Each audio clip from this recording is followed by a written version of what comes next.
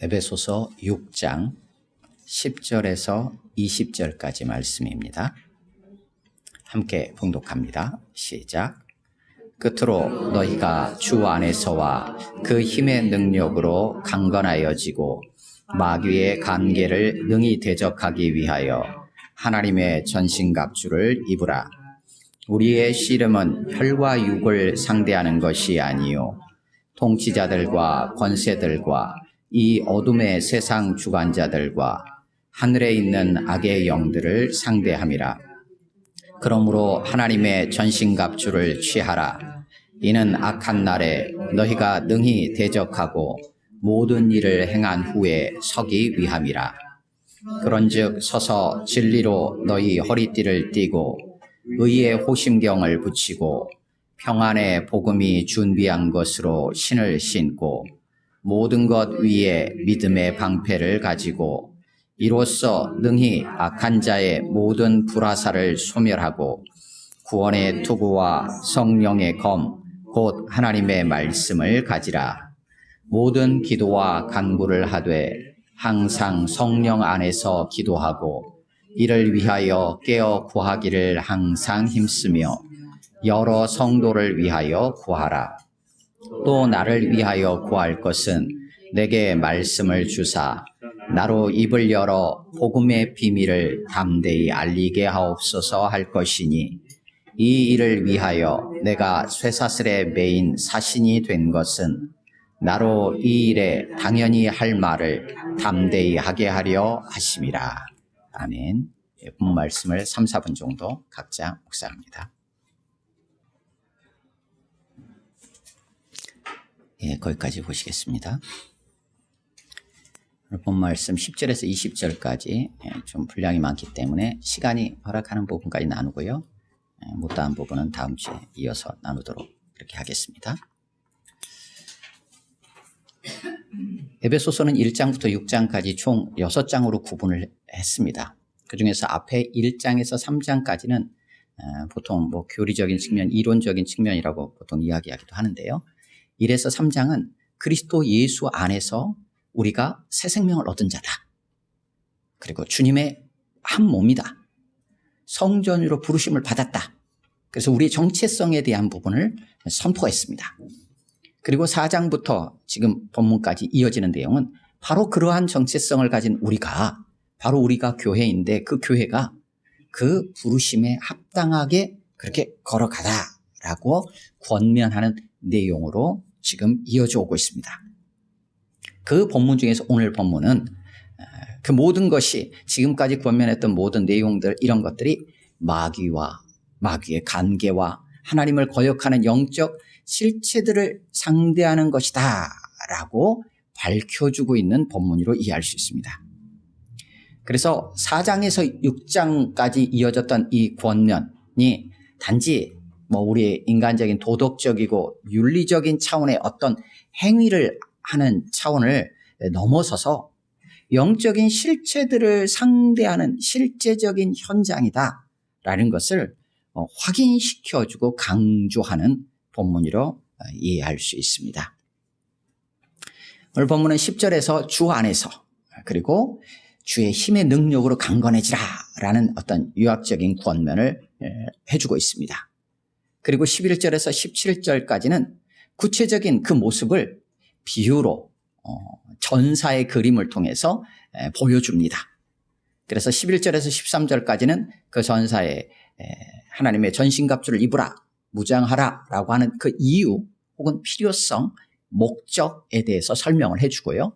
14절에서 17절까지는 구체적으로 어떤 무장을 할지에 대한 세부적인 목록들, 내용들에 대한 설명을 이어갑니다. 그리고 18절에서 20절까지는 그것을 위한 기본적인 토대이기도 한 과정이기도 하고 방법이라고 이해할 수도 있고요. 그러한 부분들에 대해서 성령 안에서 기도하고 깨어 구하라 라고 권면을 하면서 마무리됩니다. 그래서 오늘 본문 전체는 크게 틀에서 보면 10절에서 주 안에서 라고 했죠. 주님 안에서 바로 그의 힘의 능력으로 라고 했죠. 능력이 바로 주님이시라는 거죠. 그리고 그 능력을 주시는 분이 누구냐? 하나님이시다. 그리고 근본적으로는 하나님에게서 나온다라는 것을 하나님의 전신갑주라는 11절과 13절의 표현을 통해서 다시 한번 확인시켜주고, 그 모든 것들이 어떻게 우리 안에 실제로 우리가 강건해지고 그 전신갑주를 입을 수 있는가? 그것은 성령 안에서다라고 18절에서 밝혀주고 있습니다.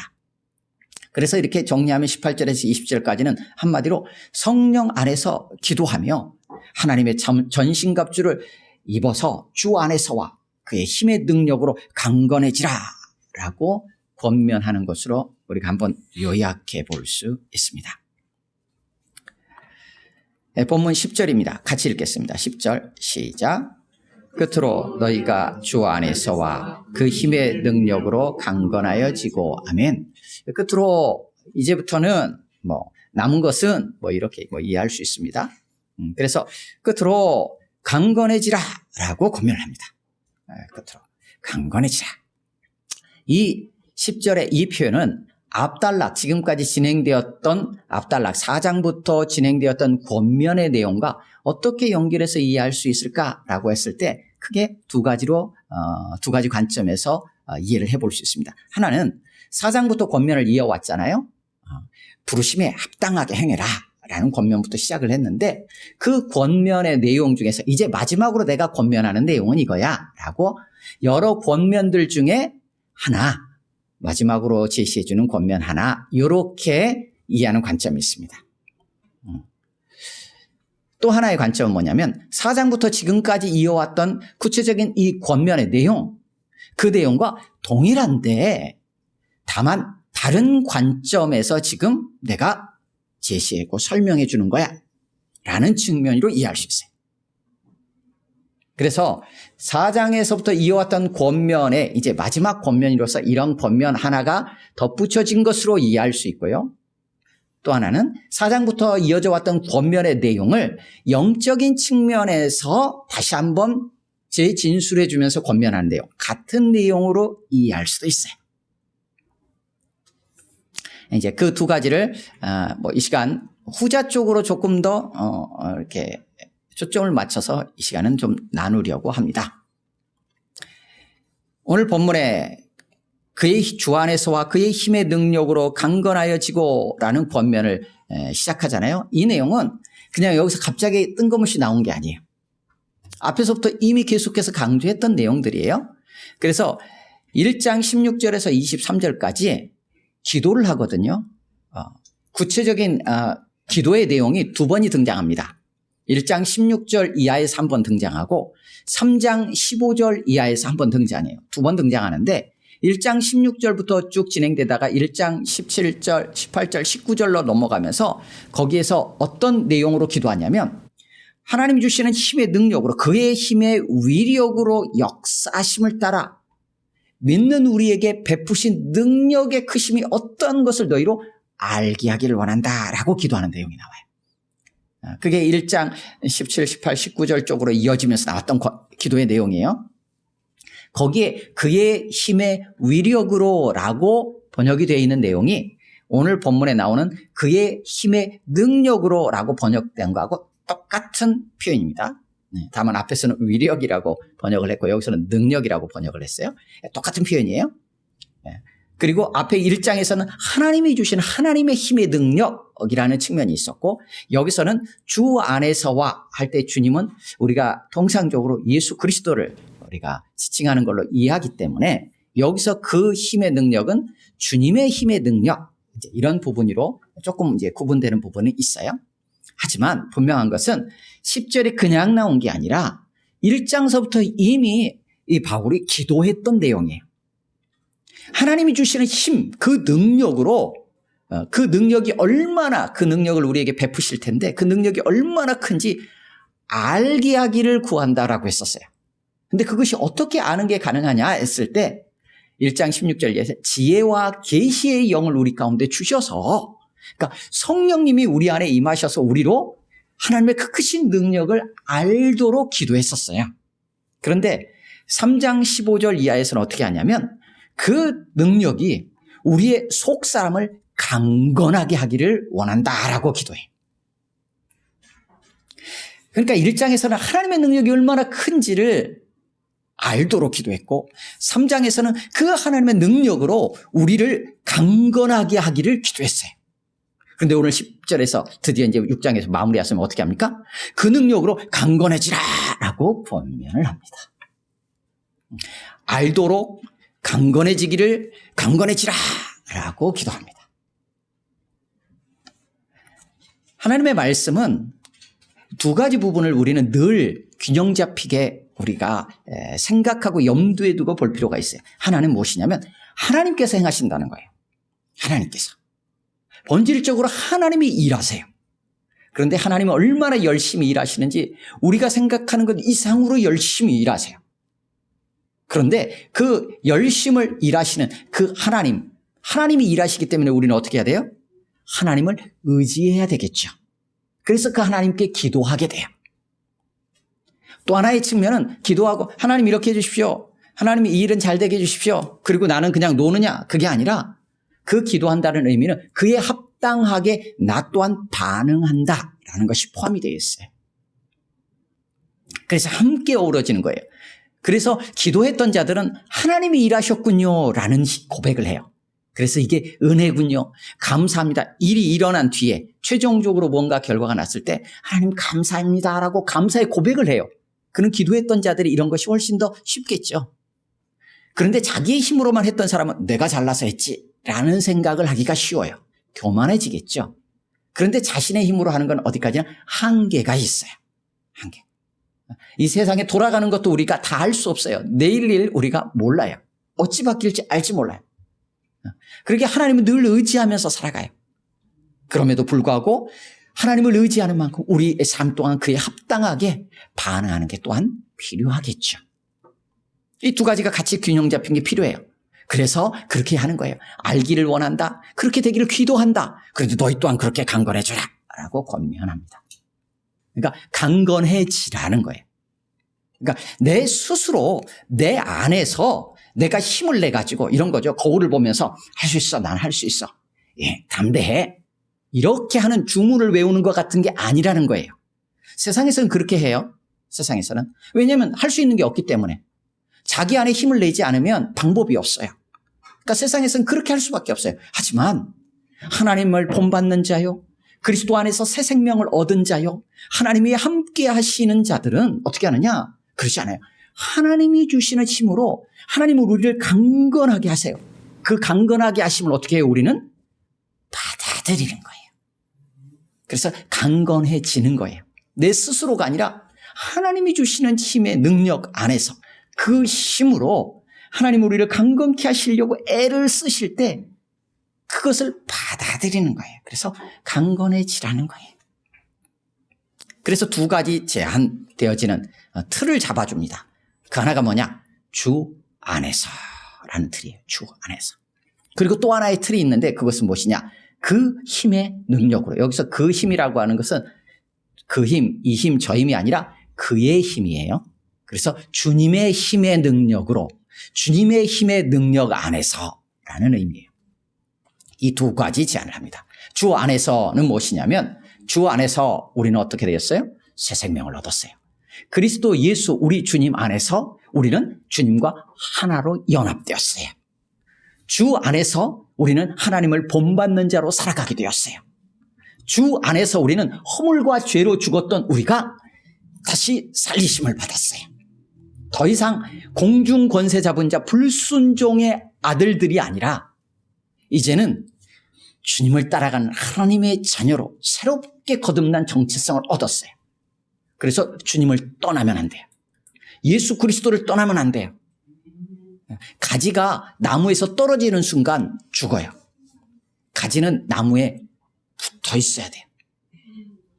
주님 안에서만 우리가 강건해질 수 있어요. 그리고 그 정체성을 가지고 살아가는 우리의 삶의 모습들이 있죠. 그래서 주 안에서 뿐만 아니라 그의 주님의 힘의 능력으로 1장의 표현대로는 하나님이 주시는 힘의 능력으로 우리가 강건해질 수 있어요. 아니 내용이 뭐냐? 하나님이 주시는 힘의 능력만이 우리가 강건하게 되어지는 내용이에요. 우리가 할 수 없고 우리 안에서 나올 수 없는 부분이에요. 하나님이 베푸시는 거예요. 그래서 그 힘의 능력으로 우리가 강건해진다라고 표현하고 있어요. 그래서 주님께 속한 힘이에요. 주님께 속한 능력이에요. 주님의 능력이 나를 사로잡는 거예요. 그래서 주님을 의지하고 살아가는 우리를 주님의 힘으로 우리를 붙잡아 주세요. 11절부터 이어지는 13절까지 중요하게 등장하는 하나의 단어가 뭐냐면 서 있는다라는 단어예요. 서 있는다. 이거는 단순히 맥없이 이렇게 서 있는 게 아니라 두 다리를 딱 버티고 든든하게 딱 서는 거예요. 11절에서 13절까지 하나의 그림이 등장해요. 그 그림은 뭐냐면 전사의 그림이에요. 전사. 전쟁에 싸우기 위해서 나가는 전사. 그 전사가 무장을 하는 거예요. 완전 무장을 해요. 그것을 여기서는 전신갑주 이렇게 표현하고 있어요. 전신갑주, 완전 무장을 한 전사가 전쟁에서 적을 상대하기 위해서 버티고 딱 견고하게 서는 것을 여기서는 서다라고 표현하고 있어요.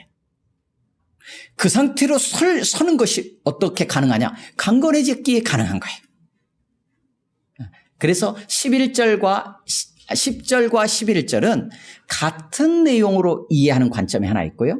또 하나는 11절 이하로 전신갑주를 입음으로 강건해진다라고 좀 구분해서 이해하는 경우도 있어요. 근데 뭐 두 가지를 다 염두에 두고 생각하면 될 것 같아요. 근데 저는 이제 전자 쪽에 좀 초점을 맞춰서 나눕니다. 그래서 10절의 내용은 무엇이냐? 그것을 하나의 비유적인 그림으로 보여준 것이 11절부터 17절까지.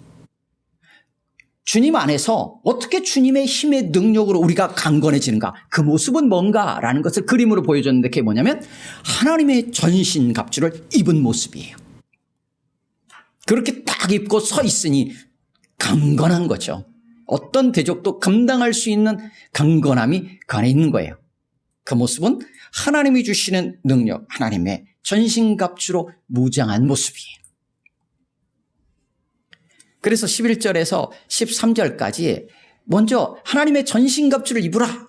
이것은 10절에 의하면 주 안에서와 그의 힘의 능력으로 강건해지라 라는 의미죠.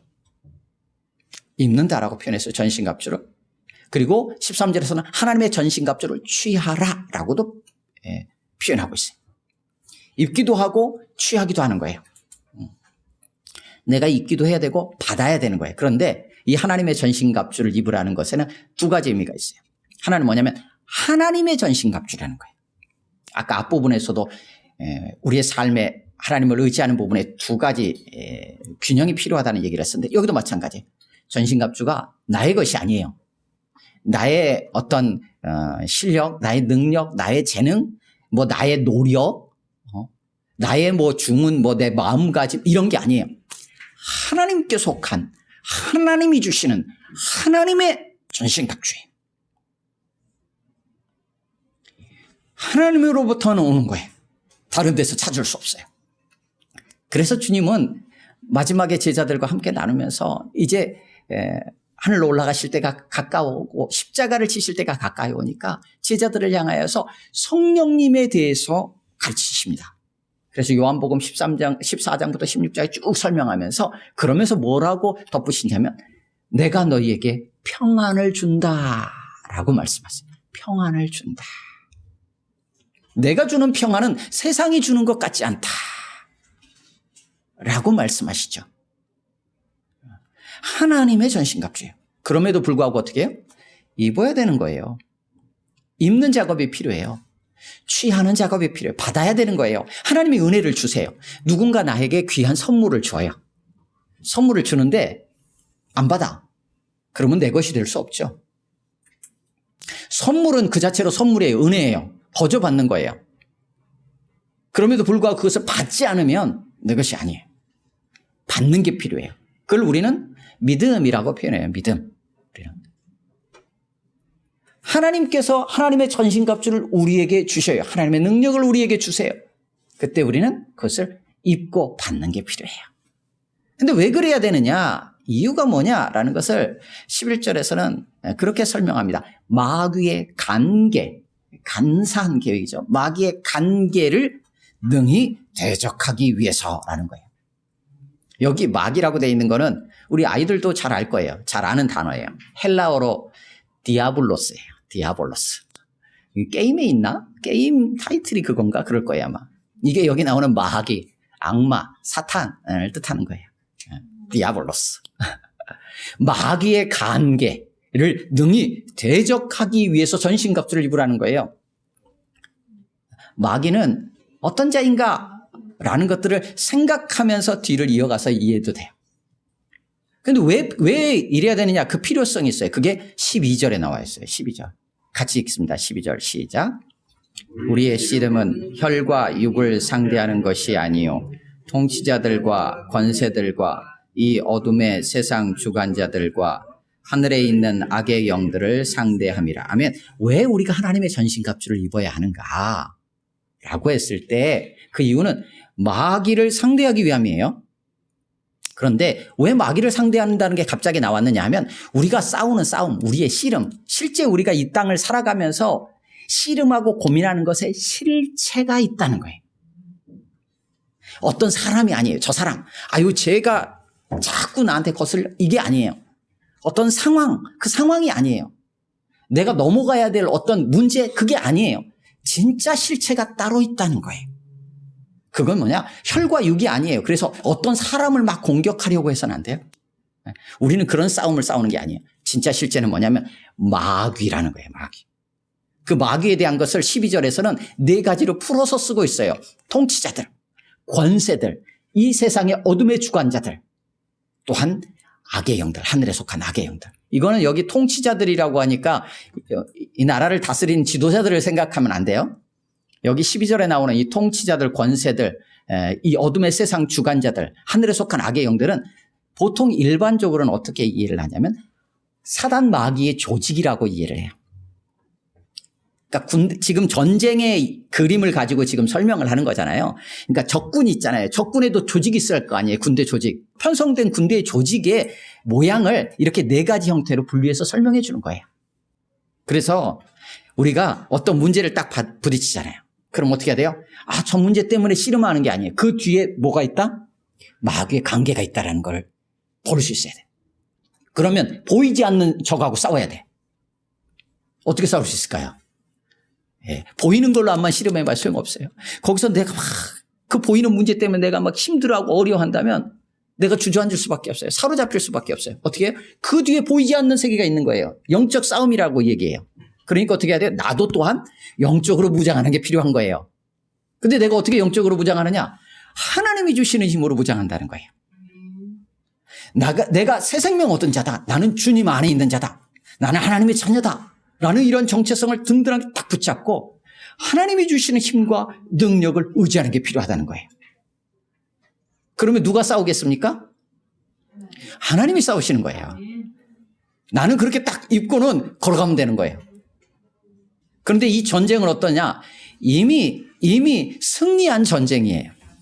어떻게 승리했어요? 예수님이 승리하셨어요. 예수님은 어떻게 전쟁에서 승리하셨습니까? 사단 마귀를 어떻게 이기셨어요? 죽으심으로, 십자가에 달려 죽으심으로 패배한 것처럼 보였어요. 창세기 3장 15절에 의하면 뱀에게 다리를 물리신 것 같았어요. 그런데 어떻게 하셨어요? 죽음을 이기고 다시 살아나셨어요. 그래서 뱀의 머리를 밟아버리셨어요. 그래서 예수님은 죽음까지도 이기고 다시 사시는 승리를 하셨어요. 바로 그 주님이 승리하셨기 때문에 그 주님의 몸이잖아요, 우리는. 예수님이 머리고 우리는 몸이잖아요. 주님이 승리하셨으니까 우리는 당연히 승리한 자들이에요. 그러니까 전쟁에서 이미 승리해놓고 가는 거예요. 그러니까 뭐가 필요하다는 거예요? 그냥 입고 가면 되는 거예요. 이거를 이렇게 오해할 수도 있어요.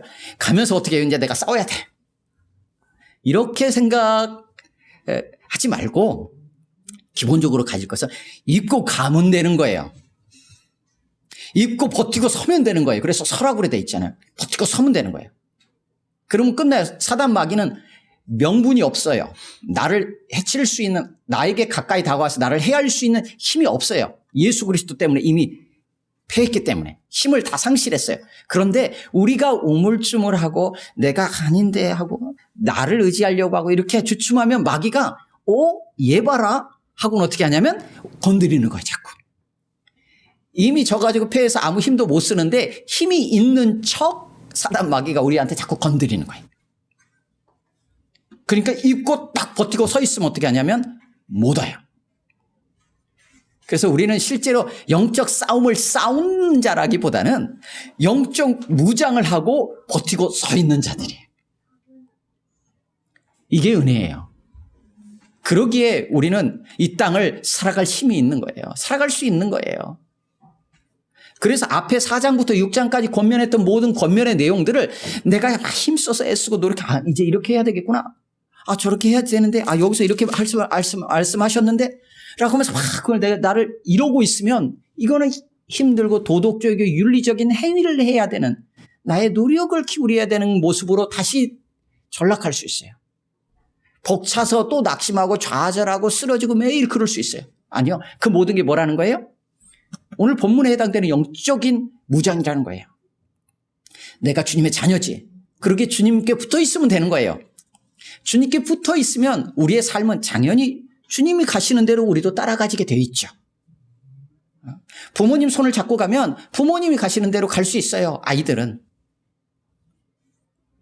어느 정도 크면 이제 부모님과 상의하면서 가겠죠. 어디로 가는 게 좋을까요? 얘기하면서 가겠죠. 근데 아직 어릴 때는 부모님 손 잡고 길을 건너야 되는 거예요. 손만 잡고 있으면 돼요. 주님께 붙어 있으면 돼요. 주님을 끝까지 믿음으로 붙잡고 있으면 돼요. 그러면 그 승리를 함께 누리는 거예요. 오늘은 여기까지 나누도록 하겠습니다. 말씀을 정리합니다. 우리로 하여금 강건해지라는 권면을 합니다. 이것은 앞에 있었던 모든 내용들을 영적인 측면에서 실체적인 측면에서 접근해서 다시 한번 제시해 주는 본문입니다. 그런데 우리 안에서 나오는 게 아니에요. 우리의 정체성이 주님 안에 있는 정체성이라는 것을 붙잡는 데서 나와요. 그리고 하나님이 주시는 힘과 능력으로만 강건해질 수 있어요. 그래서 이것을 하나님의 전신갑주를 입으라 라는 전사의 그림으로 우리에게 다시금 보여줍니다. 이것을 위해서 우리가 애쓰고 노력하고 힘쓰는 게 아니라 주님이 이미 행하신 일을 우리가 믿음으로 받아서 걸어가면 되는 거예요. 그래서 어떤 상황과 형편, 보이는 문제에 우리가 마음을 빼앗기고 두려워하며 거기에 쓰러지지 말고 주님 주신 힘으로 담대하게 주님의 능력을 의지하고 주 안에서 뚜벅뚜벅 걸어갈 수 있는 우리 모두가 되기를 주님의 이름으로 축원합니다. 아멘. 함께 기도합니다. 말씀을 기억하면서 주님이 우리에게 그런 힘이 되시고 능력이 되십니다. 바로 그 주님 안에서 우리를 새롭게 하셨습니다. 감사합니다. 기도했으면 좋겠고요. 그 은혜를 놓지 않게 하여 주옵소서. 그 주님을 놓치지 않게 하시옵소서.